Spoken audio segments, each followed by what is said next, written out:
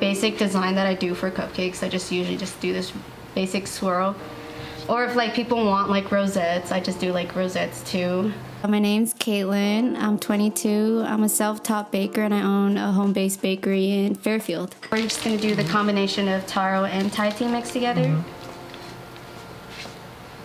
Oh, that's really cool. It's crazy because if you would have asked me like 5 years ago, I would have never thought that I would own my own business. And I love the marble background too. Oh yeah. When you take pictures, they look more professional. My senior year of high school, I was always wondering like, so what's gonna be my next step after high school? Well, like, what am I gonna do? What am I gonna study in college? Like, I was so confused. So then when college came around, I just decided to do business. So I was like, major in business.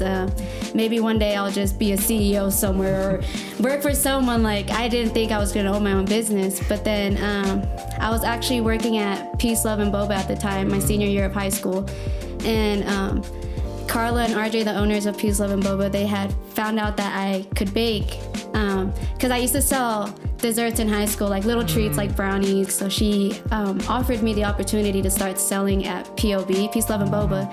And I was like, are you serious? Like, I've never done anything like this before. So they helped me start selling at POB, and I still never would have thought like, okay, well I'm gonna take this step further and actually start my own business, until one morning I was working with RJ, one of the other owners of Peace, Love, and Boba, and I was like, well, do you think it's a good idea if I just try to create an Instagram for this and see where it goes? Yeah. Like, it's been doing so well at the store. People ask for the desserts, like, they like it, so do you think it's a good idea? And he was just like, you know what, just go for it. You never know, like, who can be your next customer. You never know what could happen. So I was just like, all right, I created an Instagram primarily just to sell macarons. And then customers started asking for more other desserts and all that stuff. So I was just like, let's do it. Like, let's just start creating different desserts for people. Like, it's awesome. It was a really good journey. Everyone has a story about when they start, whether that be a business or a new hobby or just a new creative outlet. But when it comes to a business, there's always those initial obstacles that come up when it comes to starting up and getting yourself off the ground. How was that experience for you? It was definitely like, at first it was tough because like I've never done anything like this before. I've never owned a business. I've never done anything for myself before. So it's like, when I first had started, I was kind of like lost, like, where do I even begin?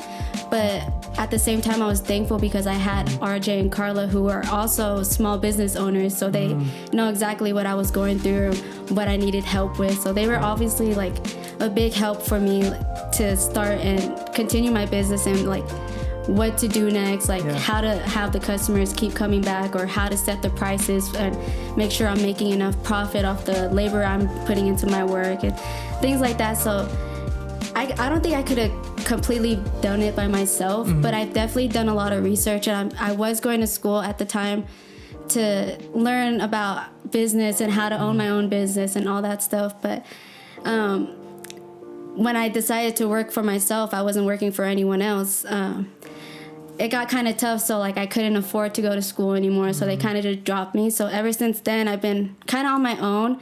So everything that I'm doing right now, I learned it on my own. So I research everything. I'm like, YouTube's my best friend, or like the internet. Like, why not use the internet if it's like the best resource right now? So if I'm having a hard time trying to think of how to do something, it's always a pleasure to have that feeling of knowing that the internet's going to help me, or also like people like my family or other small business owners, because the fact that there are so many local businesses in Fairfield that know exactly what I'm going through. So if I'm having a tough baking night, I can go hit up another baker and be like, so does this ever happen to you? And just knowing that there's other people out there that they go through that same thing. So it's helpful. I went through your Instagram, and there's some of your creations that I just really love, and I had to ask you what was the story behind it, because this is like so totally genius. So let's start off with this one, the rose gold macarons. First of all, how did you come up with that, and how did you make it? Okay, so it wasn't completely my idea to just come up with that idea. So it was a customer whose theme was rose gold, and I don't usually like decorate macarons, like you know, those aren't typically desserts you decorate, you just bake them and you just eat them. But she requested that I add some type of rose gold to the macarons. So I was like, okay, well, let's do some research, because I didn't know anything about like edible paint or anything like that. So I did a lot of research on it, and I found like the perfect edible rose gold paint. And I literally sat there all night and was just like, okay, let's make these lines like as perfect as I could make them. Like my hands were shaking at first, but I was like, let's just do this. Like, and I did one design. I'm like, okay, well, one stripe, how about we just do like different kinds of designs? Yeah. So I was like, let's do 3 stripes. And like the picture came out really nice, I thought. So I was like, I hope this was rose gold enough and doesn't look like kind of off, because I know some people are super picky. I'm like, I need it to be like perfect, like rose gold. And then the second one is, I'm a big Harry Potter fan. So these Harry Potter cupcakes. So this customer was actually, she's like you, she's a really, really big Harry Potter fan. And I was like, okay, so what can I come up with for a cupcake that's gonna symbolize Harry Potter? You're gonna know from the start, like, this is Harry Potter theme. Like, I can't make a cupcake and have like a Harry Potter fanatic not think it looks like Harry Potter. So I'm like, so what's significant about Harry Potter? I mean, of course, his glasses and like his scar, so why not like create something? So at first, I think that was the first time I've ever created like something with chocolate. Yeah. So I created a chocolate glasses and the chocolate scar. Wow. So I was like, it was really hard at first, because you know, when working with chocolate, it can be really loose, so you have to work fast with it. What do you like baking the most? I would honestly say cupcakes. Like cupcakes, you can never go wrong with cupcakes. Like cupcakes are always at every event, but there's just so many different flavors you can make with cupcakes, so many different combinations you can make with cupcakes. You can even do savory cupcakes if you really wanted to. Like that is really popular as well, but I would say cupcakes are my most popular, or my favorite things to make. So on that note, what's your process for coming up with your designs for your creations? Honestly, it would depend on the customers, because some customers know exactly what they want, some customers don't know exactly really what they want. But either way, I'm there to help both sides, like if you know or exactly know what you want.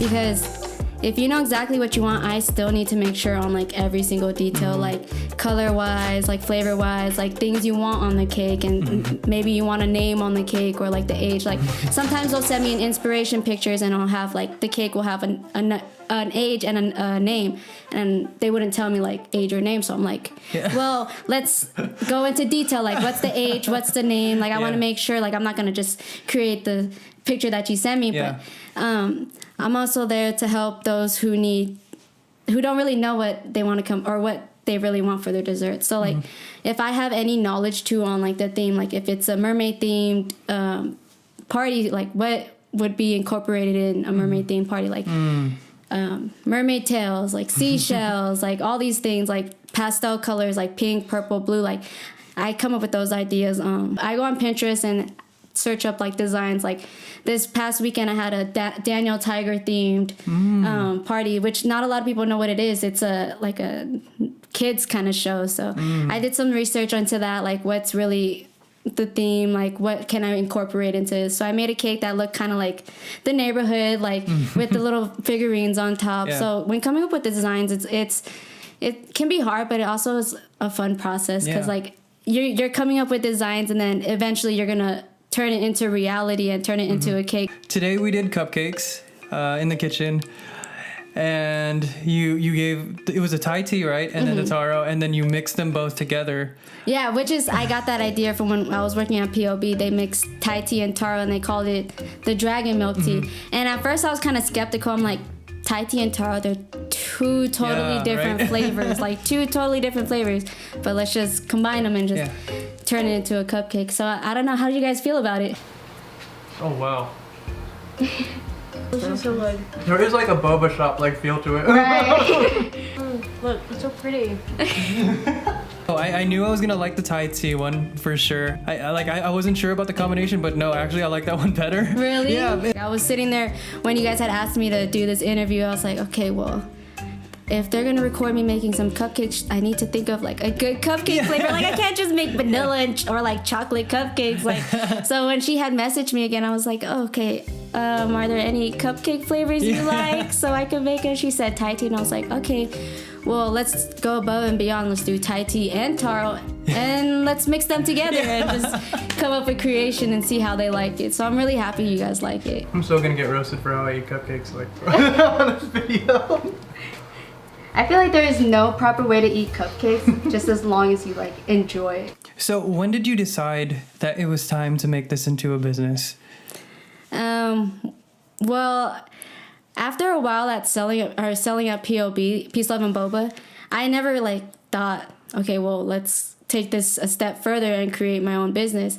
And then one day I was just like, well, maybe this is what I want to do for a living. Like, I was so lost growing up, like confused about what I actually wanted to do when I grow up. Like, I got into high school, like my senior year, I'm like confused. What am I going to do? And then they gave me that opportunity. So it's like, one day I'm just like, okay, let's just try it out. You never know, like, who can be my next customer or who's actually going to support me. And ever since then, it's been like beyond crazy. Like, it's been 2 years since I started, and it's crazier than I would ever expected. And I'm so thankful to every single person that has supported me from the start and is still supporting me, and those who don't support me. It's still all love over here. Like, it's amazing. So I started reading into different kinds of mindset. For instance, like the difference between a fixed and growth mindset. So for the longest time, I realized that I was stuck in this fixed mindset. Like, a person who has a fixed mindset believes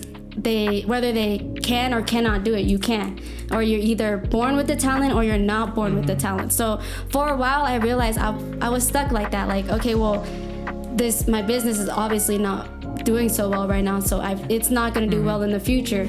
And then I finally came to a realization, well, if I have that mindset, I'm not going to get to where I want to get to. Yeah. So I started getting into the growth mindset. I started reading into the growth mindset, and it honestly helped me a lot. It helped me realize that having a growth mindset pushes you to be motivational, like helps you want to become a better person, helps you push towards your goal. One day I'm gonna own my own shop. It's gonna happen. It may not happen anytime soon, but every single day I'm working towards that. I'm working towards having my own shop because now that is my dream. Now I know what I want to do. I'm not like this little lost girl anymore, like confused about what am I gonna do for the rest of my life? Am I gonna sit at a computer and like, no, that's not what I want to do. I want to work for myself. I want to be my own boss. I want to like be able to control my life, control what I'm doing. And ever since then, it's just growth mindset. I've had a tough time like growing up. Like I would really just doubt myself all the time. Like I didn't think people thought what I was doing was good enough. Like I really just got to the point where I was just super sad. Like I was depressed. Like at one point I was just like, okay, well, I don't want to do anything with my life. Like I just want to sit in my bed and not do anything. And there's just one day I was just like, okay, well, baking is what's going to save my life. Baking is what's going to help me realize that life is a beautiful thing. Like it shouldn't be taken for granted or anything like that.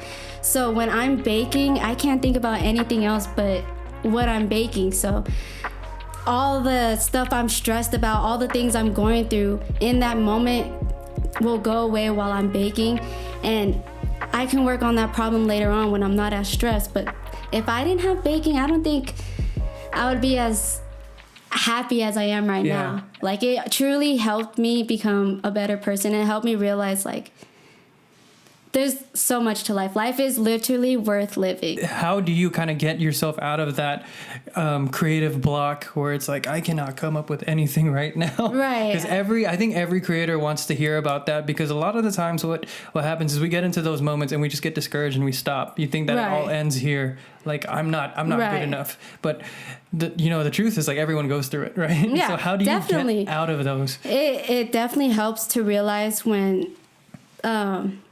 that it's okay to have like you don't know what you're doing or you're kind of stuck. But honestly, social media is a really, really big thing right now. So why not take advantage of it? So what I like to do when I'm like confused or have a hard time coming up with new ideas, ask the customers. Social media is there to help each other out. Like, so when I have a hard time, I go on my Instagram story and I'm like, so what are you guys looking into? Do you guys want macarons? Do you guys want cupcakes, brownies, or anything like that? So getting in touch with customers is what helps me a lot. Even like family members are huge helps too. Like my little sister would always help me. Like, she gets so annoyed with me sometimes because I'd be like, do you think this is a good idea? Like, would you buy this? And she's like, yeah, I would buy that. And then, or there'll be times where she'd be like, yeah, no, I don't think I would buy that. So she's been super helpful to me too. Yeah. Your success story is definitely in the making right now. If there's one thing that the people who are watching this right now could take away from this, what advice would you give to someone who wants to take their craft to the next level? I would honestly say if it's something you're passionate about, if it's something you truly love to do, 100% go for it. Like, put your all in it and just go for it. Like, you never know where it can take you. Like me, 2 years ago, I wouldn't think I would be here booked 2 months in advance, like fully booked and selling out and all this. Like, I would have never thought that. I would have never thought I would have over 1,000 followers on Instagram, this many people supporting me without just doing it. Like, you just gotta push yourself and have the mindset to where, okay, well, this is something I truly want to do. This is what I want to do for myself. I want to be able to do this and satisfy the customers or whatever you may like to do. If you make mistakes, it's totally okay. Like, I finally realized that if I make a mistake or if I fail, just as long as I learn from it, it's helpful. Okay, so I know you're booked out for the next 2 months, but for anyone who's hoping to get an order, hopefully when your schedule opens up, how can we find you online? Well, you can find me on my Instagram, which is Cakelin Bakery, Cakelin with 2 A's. And I'm always keeping updated with everyone, like my availability. So on my page, I have all my highlights, like my pricings, my availability, my flavors. Everything is listed in my bio on my Instagram page, but I tend to send out my schedule 2 months in advance. So like, I'm trying to finish out my October schedule right now, so send it out. October, wow. Yeah, like, it's crazy. It's like towards the end of the year now, so I'm like, if you're watching this later on, guys, it's August. It's August right now, just letting you know. Right. Well, Caitlin, thank you so much for being on the show. We appreciate your time. Thank you guys so much for having me. I've never had anyone actually want to hear me out, so I appreciate you guys and what you guys do. Definitely appreciate your story and your amazing creations. I'm gonna go and have some more cupcakes. But until then, follow Caitlin on Instagram. We'll have the links down below. Till next time, everyone take care, be safe. Thank you. See you next time. Bye.